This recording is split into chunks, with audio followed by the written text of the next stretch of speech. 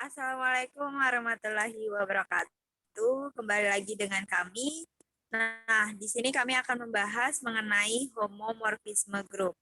Nah, di sini homomorfisme grup itu merupakan submateri dari mata kuliah teori grup yang diampu oleh dosen Parafiq Zulkarnain, MPD.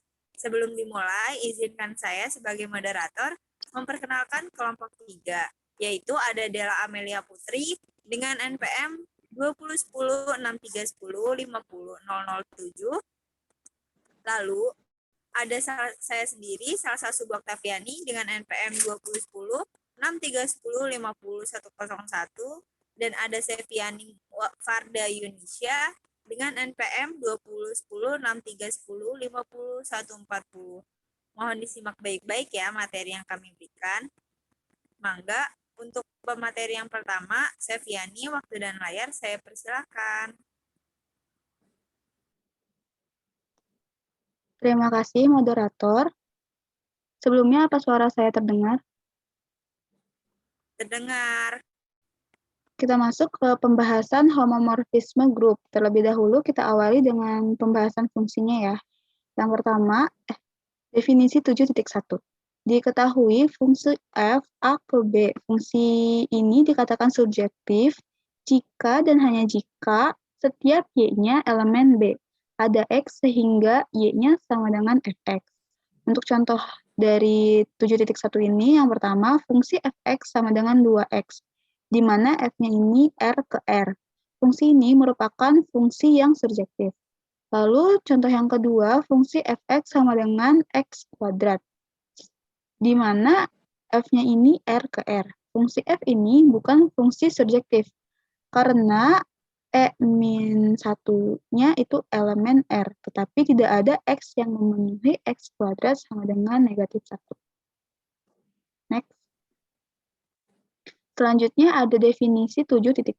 Diketahui fungsi f a ke b, fungsi f ini dikatakan fungsi injektif jika dan hanya jika setiap x, y-nya elemen a. Maka jika fx sama dengan fy, seharuslah x sama dengan y. Untuk contoh dari 7.2 ini, fungsi f sama dengan x pangkat 3 adalah fungsi yang injektif karena setiap x tidak sama dengan y, maka fx-nya tidak sama dengan fy. Lalu ada definisi 7.3. Misalnya, G, bintang, dan H, O adalah grup. Maka pemetaan F ke H dinamakan homomorfisme grup jika F mengawetkan fungsi yaitu fx bintang y sama dengan fx dot fy. Lalu ada fungsi 7.4. Fungsi ini, fungsi f a ke b, fungsi f ini dikatakan bijektif jika fungsinya tersebut adalah injektif sekaligus surjektif.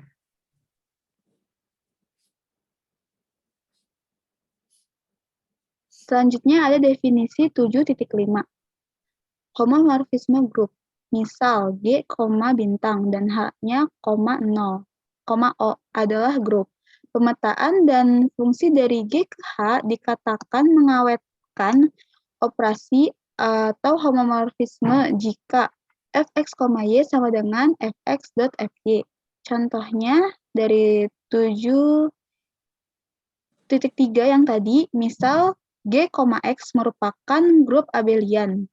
F-nya ini dari G ke G dengan Fx sama dengan X pangkat N akan ditunjukkan bahwa F suatu homomorfisme grup. Buktinya Fx dikali Y sama dengan Fx pangkat N sama dengan X pangkat N dikali Y pangkat N sama dengan Fx dikali Fy. Lalu untuk contoh 7.4 yang tadi, misalkan Z-nya itu anggotanya dari hingga min 3, min 2, min 1, 0, 1, 2, 3, sampai positif hingga. Dan Zn-nya itu sama dengan 0,1, 2, 3, sampai N negatif 1. Misalkan pemetaan FZ ke Z. Mohon maaf, ini nggak kelihatan ini apa ya tulisannya? Iya, punten Dela, itu foto yang on mic-nya ada di bawah.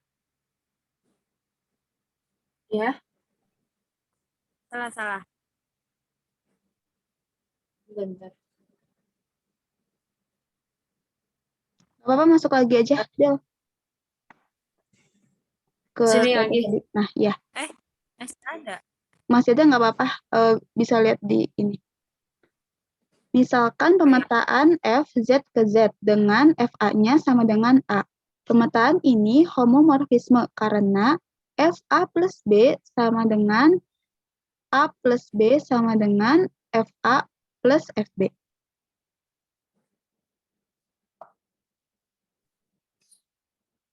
Mungkin cukup sekian materi yang dapat saya sampaikan. Selanjutnya saya kembalikan kepada moderator. Baik, terima kasih Seviani. Baik, untuk materi selanjutnya akan dibahas oleh Dela Amelia Putri. Waktu dan layar saya persilahkan. Oke, baik. Terima kasih, moderator. Nah, selanjutnya ada definisi 7.6. Nah, kita misalkan F, G sampai dengan ke H adalah sebuah homomorfisme grup, maka F itu dinamakan monomorfisme jika F-nya itu injektif. Dan F dinamakan epimorfisme jika F itu surjektif, dan F dinamakan isomorfisme jika F itu bijektif, dan F dinamakan endomorfisme jika G itu sama dengan H. F dikatakan automorfisme jika G sama dengan H dan F bijektif. Dan contoh 7.5 yaitu F, Z, Z hingga 2Z dengan FF itu sama dengan 2X yang merupakan isomorfisme.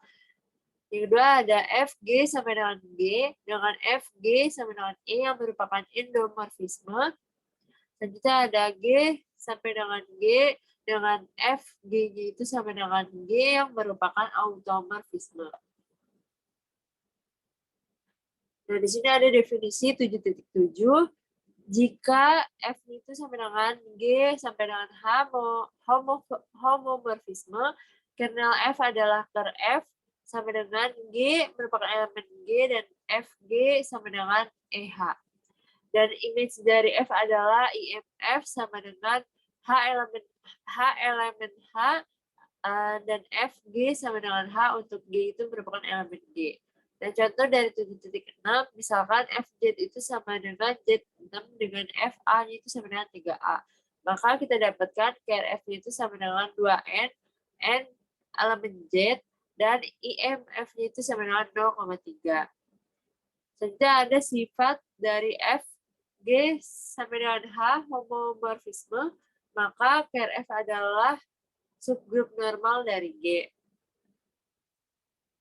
Nah, buktinya itu kita ambil sembarang A elemen G, dan untuk setiap B itu elemen ker F. Maka bisa kita buktikan F sama dengan ABA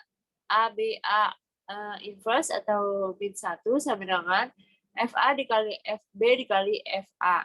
Sehingga menghasilkan FA, FA. Dan sehingga menghasilkan lagi E. Sehingga diperoleh FABA atau FABA inverse merupakan elemen ker F, untuk B elemen ker F, dan A merupakan elemen G. Dengan demikian, ker F adalah subgrup normal dari G. Nah, proposisinya misal G dan H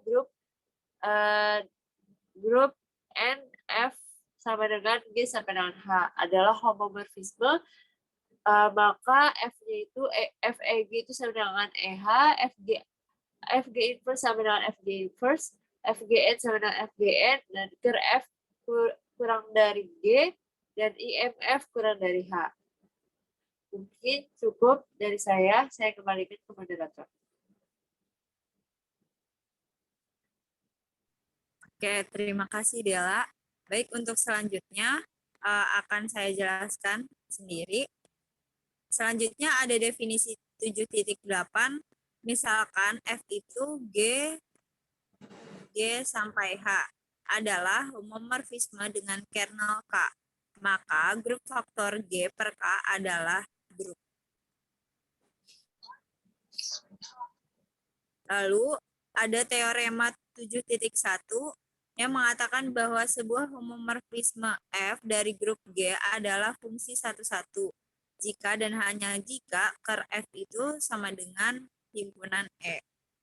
Teorema fundamental homomorfisme mengatakan bahwa misal F itu suatu homomorfisme dari grup G ke grup H dengan kernel K, maka fungsi G adalah sebuah grup dan fungsi G itu merupakan isomorfis dengan G per K.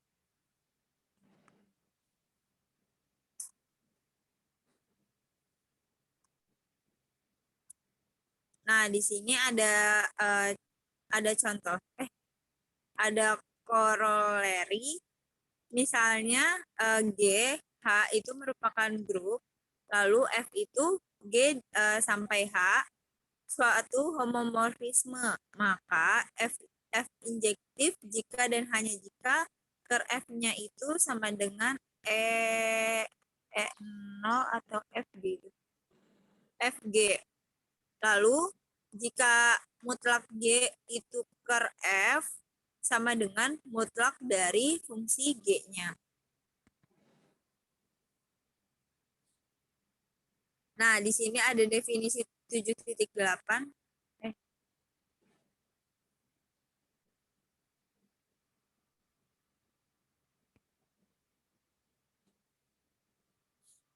Nah, di sini ada contoh yang pertama. Jika ada soal Z plus Z, plus, yaitu grup bilangan bulat dengan operasi penjumlahan. Sebentar, ini nggak bisa coret-coret ya.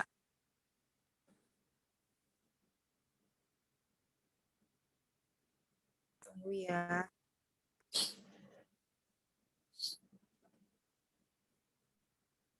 Nggak bisa.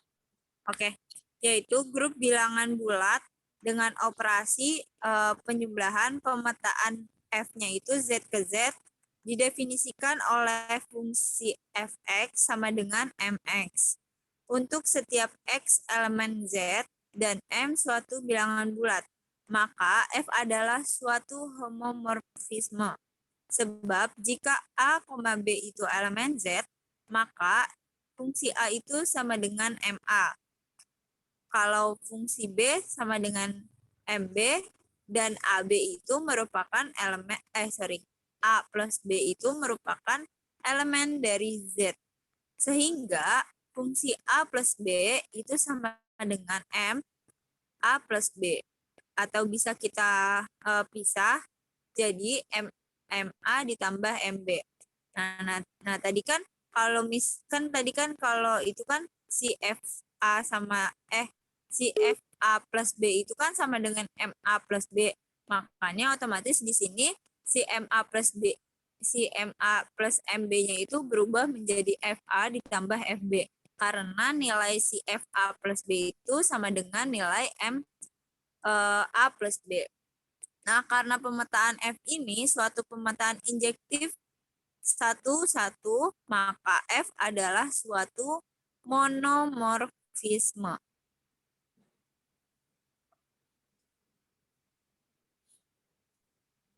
Lalu ada contoh 2. Di sini masih sama. Si R-nya R, plus adalah grup bilangan real dengan penjumlahan dan C11, X adalah grup bilangan kompleks tanpa nol dengan perkalian. Lalu pemetaannya itu F-nya F sama dengan R sampai C strip bintang didefinisikan oleh si Fx itu sama dengan cos X plus 1 sin X, di mana untuk setiap X merupakan elemen R, jika X, Y elemen R, maka Fx sama dengan cos X plus 1 sin X. maka si FY-nya berarti kan tadi kan kalau misalkan FX dia si cos-nya di sini itu punya X dan sin di sini punya X juga. Lalu kalau misalnya dirubah menjadi FY berarti si cos di sini punya Y dan si sin di sini punya Y. Jadinya FY-nya itu sama dengan cos Y plus 1 sin Y. Dan dan X plus Y-nya itu merupakan elemen dari R. Sehingga Fx plus Y itu sama dengan cos X plus Y. Jadi kan tadi kan kalau misalnya X berarti si cosnya itu punya X ya. Dan si sin-nya itu punya si X. Dan kalau misalnya dia Fy berarti si cosnya itu punya Y dan si sin-nya itu punya Y. Nah, kalau misalnya ini diganti jadi fungsi X plus Y, otomatis si nilai cos-nya itu punya X plus Y dan si sin-nya itu punya X plus Y. Makanya menjadi F X plus Y sama dengan cos X plus Y ditambah 1 sin X plus Y. Maka menjadi dikalikan ke dalam cos dikali X jadi cos X, cos dikali kan ditambah ya, ditambah jadi cos dikali Y itu cos dikali Y itu cos X. Ini aja nggak bisa coret-coret ya. Bentar.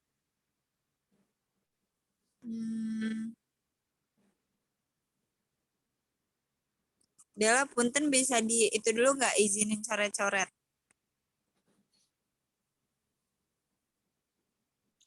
Ini nggak bisa deh.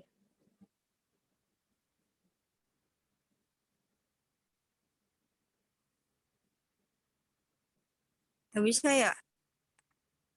Iya. Ya udah nggak apa-apa deh. Berarti disebutin aja nggak apa-apa. Oke, lanjut. Nah, itu sebelum ke sama dengan yang kedua, itu seharusnya cos X plus cos Y, dalam kurung cos X plus cos Y, karena cosnya itu dikalikan ke dalam, dikalikan dengan X, dan dikalikan dengan Y, makanya jadinya cos X dalam kurung jadinya dalam kurung cos X plus cos Y. Lalu yang sinnya juga sama, 1 dikali sin, 1 sin dikali X-nya itu jadi 1 sin X, lalu 1 sin dikali Y itu jadi 1 sin Y. Jadinya dalam kurung 1 sin X ditambah 1 sin Y. Nah, baru ke langkah selanjutnya yang ke sama dengan yang kedua. Nah, yang ini seharusnya sebelumnya itu ada tahapannya. Cuman karena nggak bisa coret-coret, jadi saya sebutkan yang tadi. Nah, yang keduanya, yang selanjutnya baru di apa ini namanya, disamain gitu si yang punya penyebut bukan, yang punya variabel X dan yang punya variabel Y disamain. Kalau jadi cos yang punya X dan sin yang punya X dan cos yang punya Y sama sin yang punya Y. Jadinya dalam kurung cos X plus 1 sin X dikali dengan cos Y ditambah sin Y. Nah, tadi kan kalau misalnya di atas dia si fx itu kan katanya sama dengan cos X plus 1 sin X. Dan FY-nya itu merupakan cos Y ditambah 1 sin Y. Makanya di sini berubah jadinya fx dikali FY karena dilihat dari yang di atasnya tuh yang didefinisikan oleh fx bla bla bla sampai si yang FY-nya gitu. Lanjut.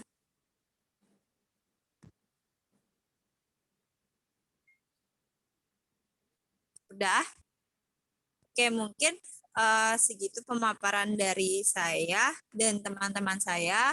Kurang lebihnya mohon maaf. Wassalamualaikum warahmatullahi wabarakatuh. Sampai jumpa di video pembelajaran selanjutnya.